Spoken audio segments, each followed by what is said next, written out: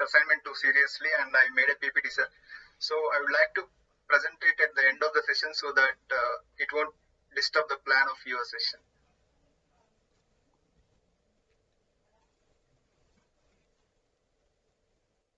Go ahead and present it now. Okay, sir. Thank you.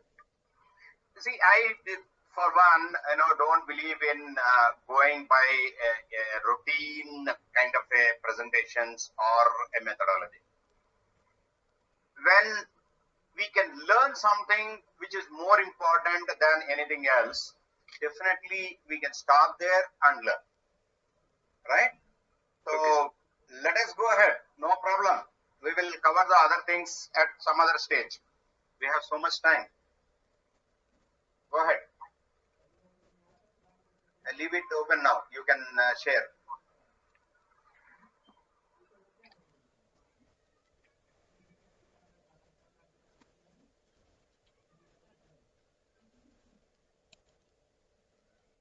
Hello, sir. Can you see my screen, sir?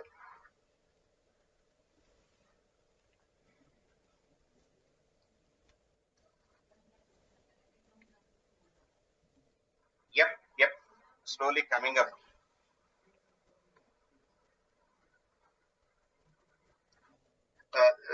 The line, the principle of Deming which I chose was adopt the new philosophy. So it is a kind of line which, if the 14 principles are like a rule book, it is like rule 1, rule 2, rule 3, and the last rule is like, don't forget the above rules. So this point 2, adopt the new philosophy, is like that. So I like it so much, and this discussion, I'll try to drag this discussion as long as I can into philosophy and then connect it to management. And it seems lagging and too much deviating into philosophy, but tolerate me and it's worth listening. So adopt the new philosophy. I've made it into 3 parts. I'll talk about adopt, I'll talk about philosophy, I'll talk about the new. And this was said by Dr. William Edwards Deming. So what is the word adopt? Where do we use the word adopt? Usually in our daily life, we use this word in adopting, like we say we adopt a pet, we say we adopt an orphan, a kid, or a person. So what do we mean by adopting? We can say we bought a pet, or we can say we brought a person. So actually adopting is mightier than buying or bringing, isn't it? So he used the word adopt.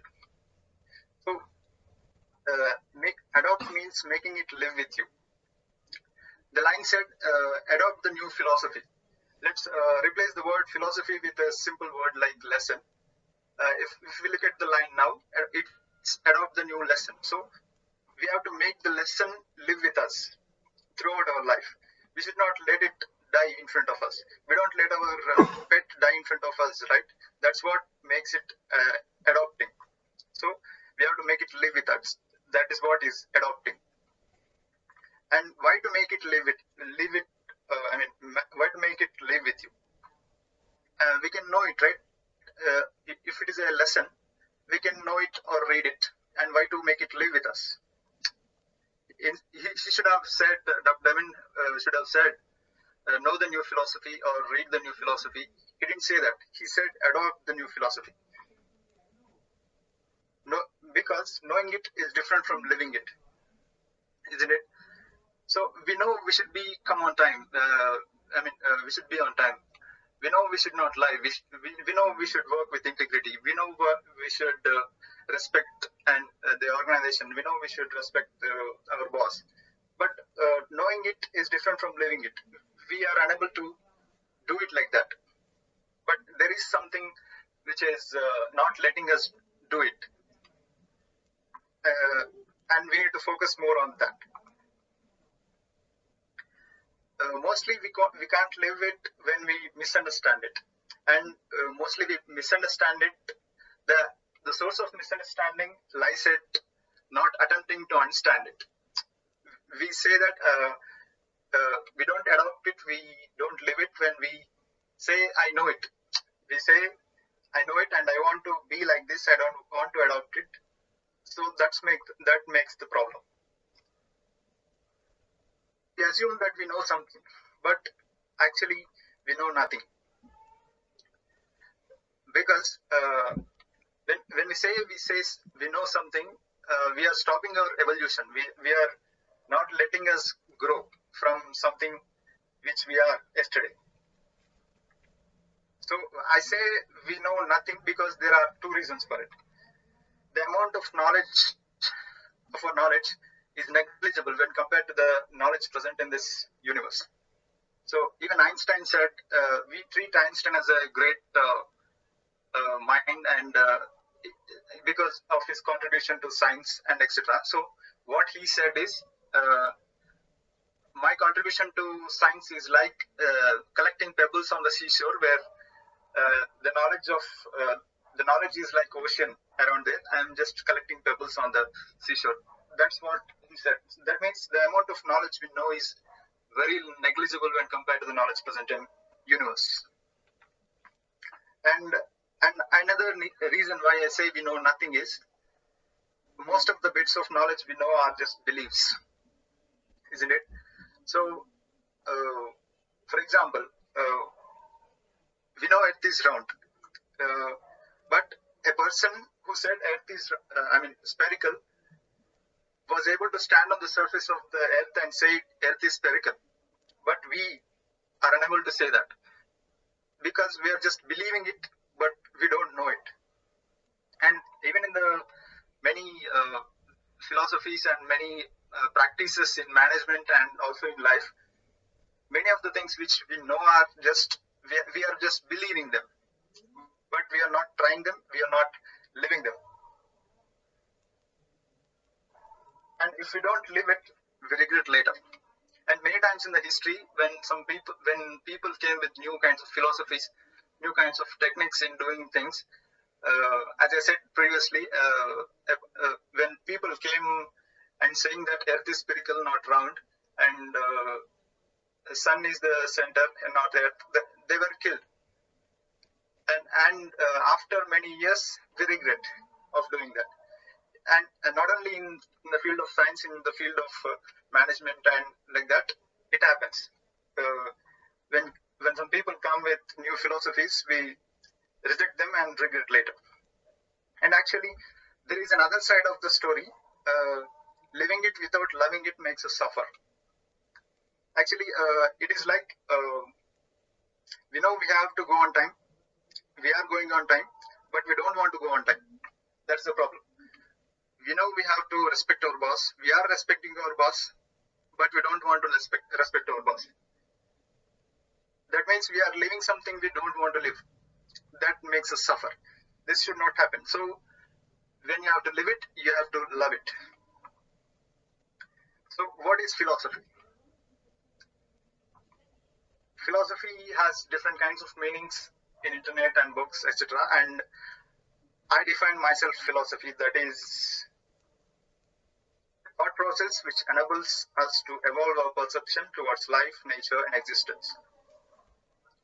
What is perception? The way we look at things, right? And it needs an evolution. The way we look at things should not be same always. It should evolve forever. So the process which enables us to evolve is philosophy.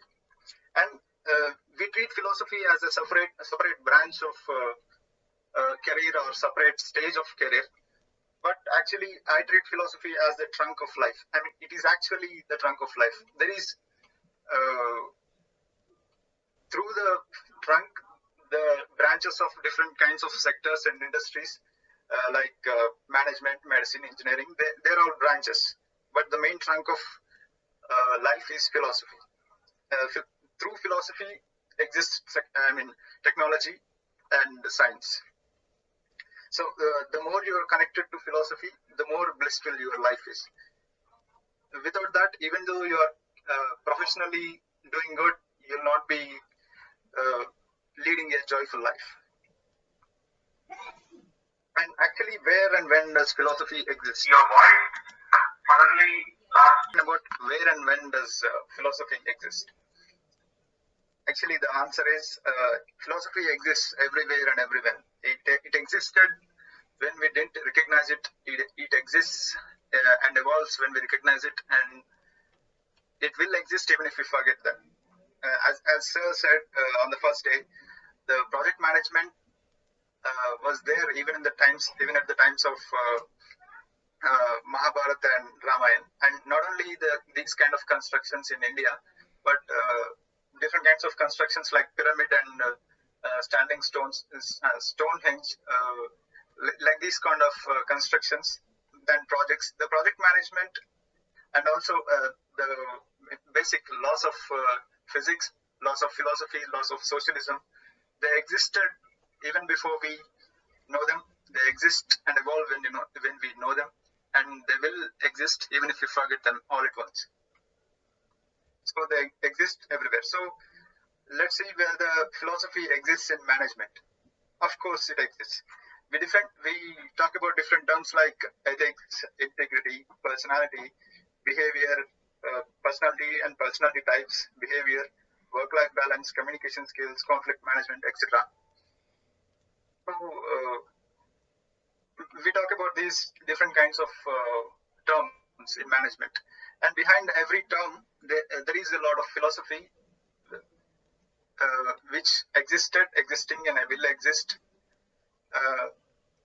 and like that. So now we talk about personality types, like Myers-Briggs personality type, but actually it has its origins in the times of Bhagavad Gita, let's say.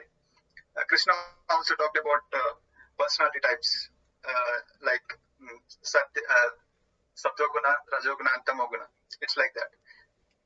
They talked about ethics also. Even if we don't have work, we have imbalance in our life. So this was the term work-life balance, which was there, existed, existing, and will exist. So why the new philosophy? So whenever we need something, we need to evolve. Whenever we need to evolve, we need something new. Whatever comes new, whenever something comes new into our life, it evolves us into a better us. So whenever we to evolve, we need something new. So actually, as Sir said, he wants us to adopt one of the principles of Deming's principles. So I said I'll adopt the new philosophy. So this is not the thing which I'm doing it now. This is something which I'm doing since a couple of years. So there is some collection of philosophies or some lines of philosophy which I have, and I would like to share with you. And few of them I have presented here, and one of them is this: not everything that counts can be counted, and not everything that's counted truly counts. It's very tricky to understand the lines of philosophers, and this is one of them, like that. So actually, we can connect it to many things. First, let us examine with management. So in management, we calculate or evaluate few terms like organizational performance or goodwill of an organization. But what are the factors which are correlated to calculate goodwill of an organization or organizational performance? Actually, the factors which we calculate are not complete. There are some factors which may come into picture, but we don't count them. And there might be some other factors which are already in the picture, but we don't count them. It's like that. So in life, let's say, what do we count most? What do we count as the most valuable thing for us? Is it love? Is it knowledge? Is it people's relation? Is it money? Is it knowledge, or what? When we think of something is the most valuable thing in our life, time comes when we'll change our mind. and it is good actually. So life will teach us that what you think as valuable will not be valuable forever. So that is what it is, and this is said by Albert Einstein. And even in scientific way, he said E is equal to mc square, right? But all the definitions combined together also energy, I mean, we are not unable to define energy perfectly. So he said about his theory of relativity, E is equal to mc square is a revolutionary theory, but there is still something we don't know about energy. That's what it is. It is like in everything we know, there is something we don't know. It's like that. And the next line, this is actually a sarcastic and satirical way to explain the uncertainty of life. Bus stop is not the place where bus actually stops. Actually, this is not the aspect of ethical aspect of the bus driver or bus stop maintenance. This will explain the actuality, the uncertainty of life. And this is said by Vijay Shekhar Sharma, the founder of the Paytm. So I like this very much. So whenever something happens in our life that this is unfair, I'm waiting in bus stop, but bus did not stop in the bus stop. It is when we feel that we feel unfair. But he says, what Vijay Shekhar Sharma says is, the more you treat unfair as fair, the more mature you are. That's what it is. This is a beautiful way to explain the uncertainty of life, and that's what made him a successful entrepreneur. Yeah. This is one more beautiful line. Man doesn't travel from untruth to truth, but from lesser truth to a higher truth. There are different aspects through which we can explain this. I'll explain in the context of job and boss and a subordinate. So boss sometimes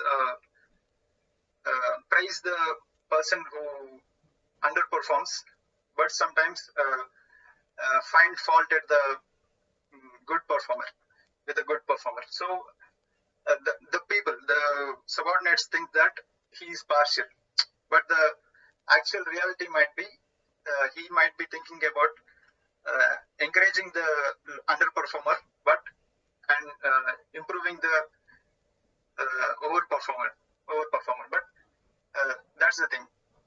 It is like that's the thing of lesser truth and higher truth. What we in every conflict we face between people, we think our belief is right and what others thought is wrong, and that's why the conflict arises. And that's why in the book of 7 Habits it is said that first understand, then get understood. So this is like that. And we can compare this line to a story called, you might have heard the story, The Frog in the Well. It is like that. So as long as you know, you not accept the truth that something is bigger than a well, you'll not understand what is an ocean. So it's like that. And actually this is said by Vivekananda. And this is about love. We use the word love in many aspects. We say we love people, we love organization, we love food, etc., etc. Actually, it says that love is not getting, love is about giving. That's what it says. And when I understood this line, it blew my mind. So actually, this was said by Abraham Tversky. People make a mistake in thinking that you give to those whom you love. The real answer is you love to those whom you give. It's like that. So if we say, I love my organization, we say it when we receive good action, good salary, good ambience, etc. Then we say we love an organization. But loving is not like that. Love, first you give and then don't expect anything. That's what is love. That's what is said by Abraham Tversky, and it coincides very much with the teachings of Krishna about love. I don't know whether, as we said, philosophy exists and every time and everywhere. So that's how Abraham Tversky observed the nature and learned about love. This is one more interesting line. The ability to observe without judgment is the highest form of intellect. This is said by Jiddu Krishnamurti. Behind every problem, behind every conflict in our life, behind every suffering in our life, we can connect this to that. It happens only because of a judgment without observation. That's what it is. The more you think about this, and the more you'll understand about it. It is the ability to observe without judgment is the highest form of intellect. He's saying just to observe without judgment. The judgment is the problem through which we face difficulties and suffering. And the last but not the least, these too will pass. And this is the statement which enables me to bring back my emotional state from a happy or sad moment. I mean, even if I'm in an excited state when I'm happy, it brings back to normal state. And even if I'm sad, it brings me back to the normal state of peace. And these two will pass. When you're happy, you read this, you'll become sad. When you're sad, you read this, you'll become happy. That's what it is. And this is said by Krishna. And that's what it is about my presentation about the new philosophy. So I'll keep on adopting new and newer philosophies to evolve. And thank you. Sairam, I really appreciate from the bottom of my heart a wonderful presentation, and it's a very good last 10 minutes. It was amazing. It was spellbound. You took us to a different world altogether. Good. And I also want you to share this presentation among the entire team. Okay. Yes, and then I would request each one of you to have a look at it and add your own philosophies. And it is living your life in your own way. That's what it matters. Ultimately, it is not the bank balance, or it is not how many houses you own, you possess, and all that stuff. Ultimately, what it shows is how much you lived. How did you live that? What is the kind of principles that you lived with? These are the things that matter most, and that will actually you will take along with you. Okay, that's really good. Can you just go back to one of the slides? I just wanted to add a little bit. Can you just go back? Just slide back. This just no slow. Okay, sir. No, just go to the next slide. Next.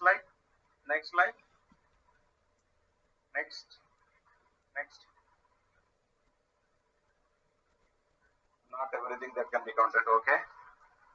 From untruth to truth. Okay, nice. Next one. Next. The ability to observe without judgment is the highest form of intellect. Okay, this is one of the most useful statements. Then next one. These two shall pass. This is the last one, is it? Yes, sir. Okay. One of the statements that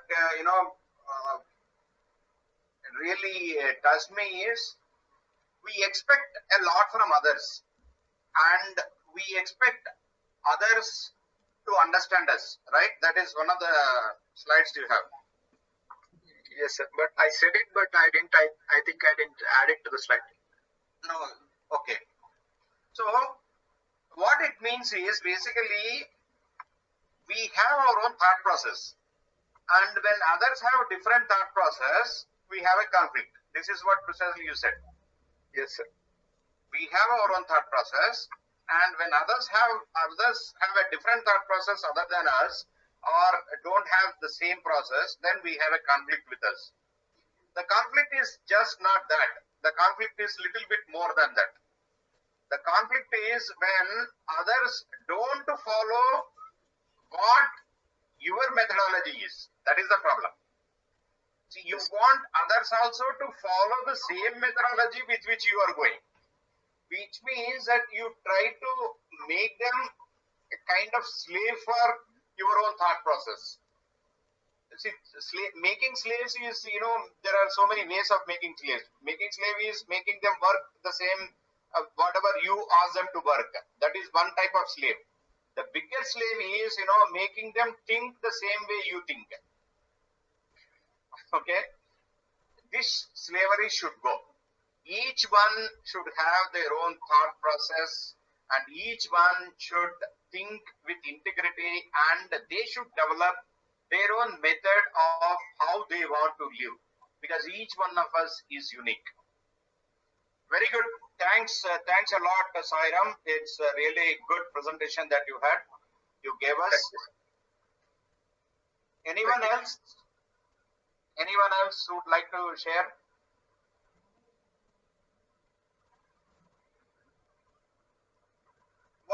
Thank you so much, Sairam. Yeah, go ahead, Sairam.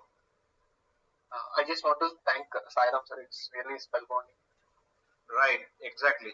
Really good. Thank you, Raghav. Thank you, sir.